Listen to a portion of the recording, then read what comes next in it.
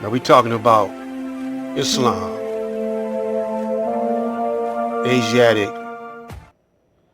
and the black man being the original Asiatic black man.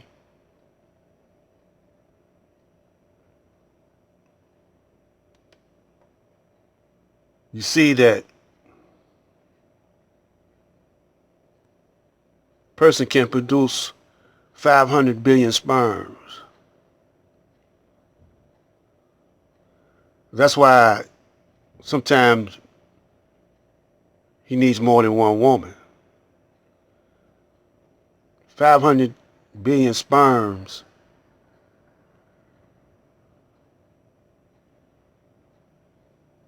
has DNA information. Now let's study this for a second. Equivalent to the memory of 7,500 laptops. A sperm. Don't have eyes, don't have brain, don't have heart, legs. It's operating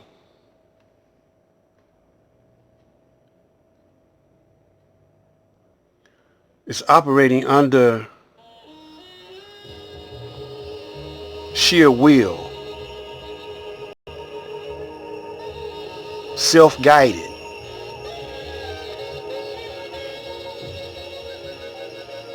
Now that's Islam. In the dictionary,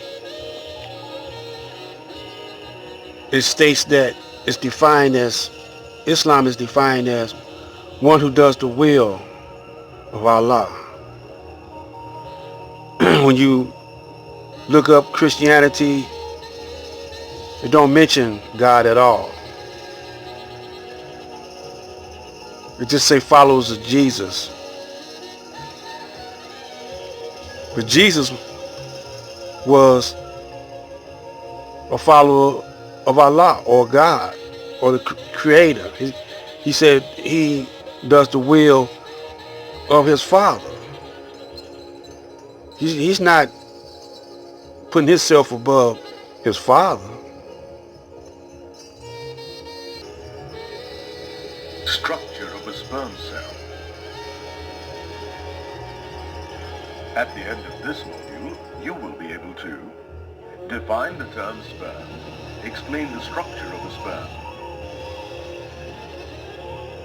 The term sperm refers to the male reproductive cell and is derived from the Greek word sperma, meaning seed. Now in the Bible, that word seed is mentioned a whole lot of times. You are the seed of Abraham. You are the seed, it's a reproduction technology created by Allah. And it does the will of Allah. The word Asiatic, let's get into that. European and more habitable for the original man, and we're going to go all into that. And before we go into that, we're going to go into the science of Asiatic. This is a word that has been misused. A lot of brothers call themselves the Asiatic black man. A lot of people don't really understand this term, and they have a problem when our great ancestors, such as the Messenger, such as Allah the Father, so even Noble Jew Ali, who taught that we were Asiatic. So you have brothers coming with whether or not we Asiatic, whether or not we African. When we go into the science of this word, we now going to have a deep understanding of what the term Asiatic means and how it transcends all other titles, names, labels, and all of that. So we're going to go in right now. All right, let's go. So the science of Asiatic, carbon 7 and 14. We about to go in. First of all, that term Asiatic is a term that has its origins prior to the Kabbalah, but it can be found in the Kabbalistic scripts. So when we ask, what is the Kabbalah is, or what they say it is an esoteric method, discipline, and school of thought that originated in Judaism. But in reality, it's the esoteric knowledge that the original man gave the Europeans and Caucasians to civilize them from the hills and caves of Europe to put them on their square, and that's how they became Jews, Masons, etc., to be able to rule the original world. black people gave that's the mathematics, the science, the astronomy that we gave them to put them on their square. Taught them how to cook their food, taught them how to eat the right food, on their square, and this is what Jews, we gave to them to civilize them from the hills and caves of Europe when they was walking on all fours like savages. I'm going to show you what this ruler means. And this is the information that they use to this day to hold over your head so that they can control the environment, control economics, control policy, and you have no idea what's going on because you're not in tune with your ancient scriptures and your ancient texts. Let's break this word down, Kabbalah. As you see in the word Kabbalah, you have the Ka, Ba, and Allah. The Ka in so-called Egyptian religion or our ancient Kemetic spiritual systems is a spiritual entity, an aspect of the individual believed to live within the body during life and to survive it after death. And we understand the only thing that's surviving that the physical body leaves is the electromagnetism, the light which is known as the mind within the body. Then you have the Ba.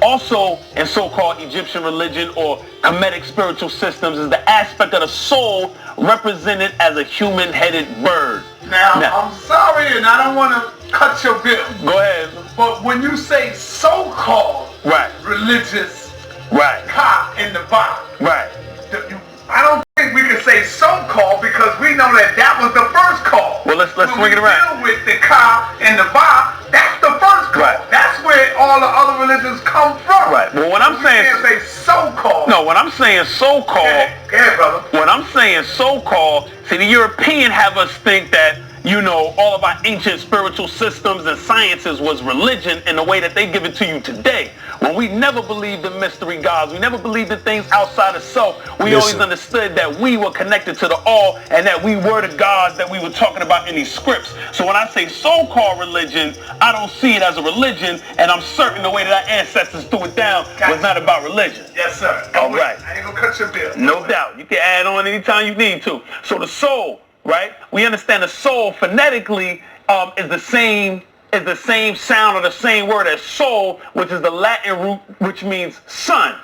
And the sun meaning star.